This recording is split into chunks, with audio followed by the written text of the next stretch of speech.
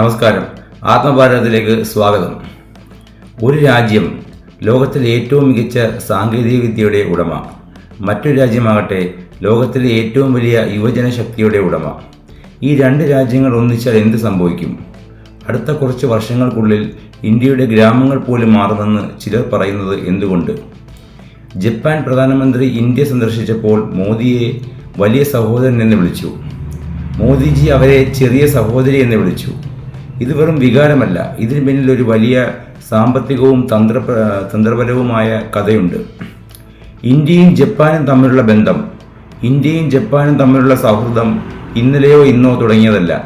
പതിറ്റാണ്ടുകളായി ജപ്പാൻ ഇന്ത്യയിലെ ഏറ്റവും വിശ്വസ്ത നിക്ഷേപകരിൽ ഒന്നാണ്. Delhi metro, dedicated freight corridor, Mumbai Ahmedabad bullet train, ഇതെല്ലാം ജപ്പാന്റെ സഹകരണത്തോടെ മുന്നേറുന്ന പദ്ധതികളാണ്.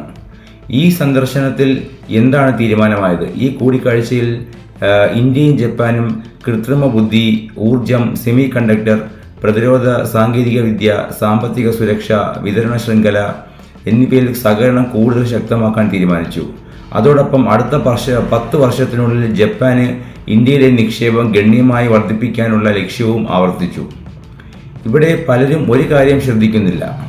ജപ്പാൻ ലോകത്തിലെ ഏറ്റവും മികച്ച സാങ്കേതിക വിദ്യയുള്ള രാജ്യങ്ങളിൽ ഒന്നാണ്.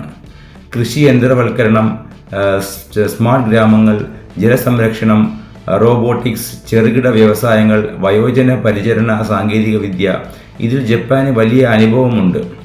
ഈ അറിവും സാങ്കേതിക വിദ്യയും ഇന്ത്യയിലെ പദ്ധതികളുമായി ചേർന്നാൽ ഗ്രാമങ്ങളിലും പുതിയ അവസരങ്ങൾ സൃഷ്ടിക്കാം.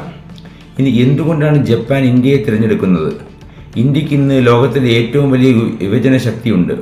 വലിയ ആഭ്യന്തര വിപണി, ഡിജിറ്റൽ വളർച്ച, make in India, semi conductor mission, China +1 strategy, ഇവയെല്ലാം ജപ്പാൻ ഉൾപ്പെടെയുള്ള കമ്പനികളെ ഇന്ത്യയിലേക്ക് ആകർഷിക്കുന്നു. ഇന്ത്യക്ക് ലഭിക്കുന്ന ഏറ്റവും വലിയ നേട്ടം ഈ സഹകരണം പണം മാത്രമല്ല, ജപ്പാനിൽ നിന്ന് വരുന്നത് അച്ചടക്കം, ഗുണനിലവാരം, നിർമ്മാണ സാങ്കേതിക വിദ്യ, കഴിവ്, വികസനം, ഗവേഷണം, ലോകോത്തര ഉൽപ്പാദന രീതികൾ, ഇവയാണ് ദീർഘകാല വളർച്ചയ്ക്ക് ഏറ്റവും വിലപ്പെട്ടത്. ഇനി ഇതൊരു ഗെയിം ചേഞ്ചർ ആകുമോ? ഉത്തരം, അത് ഇന്ത്യ ഈ അവസരം എങ്ങനെ ഉപയോഗിക്കുന്നു എന്നതിനെ ആശ്രയിച്ചിരിക്കും. പദ്ധതികൾ സമയത്ത് പൂർത്തിയാക്കാൻ കഴിഞ്ഞാൽ, കഴിവുള്ള യുവാക്കളെ സൃഷ്ടിക്കാൻ കഴിഞ്ഞാൽ, സാങ്കേതിക വിദ്യ ഗ്രാമങ്ങളിലേക്കും എത്തിക്കാൻ കഴിഞ്ഞാൽ, ഇന്ത്യ ജപ്പാൻ പങ്കാളിത്തം അടുത്ത പതിറ്റാണ്ടിൽ ഇന്ത്യയുടെ വളർച്ചയ്ക്ക് വലിയ ശക്തിയാകും.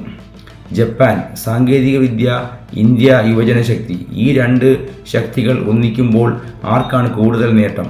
നിങ്ങളുടെ അഭിപ്രായം കമൻറ്റിൽ രേഖപ്പെടുത്തൂ. ചിന്തിക്കുന്നവർക്കായി ആത്മഭാരതം.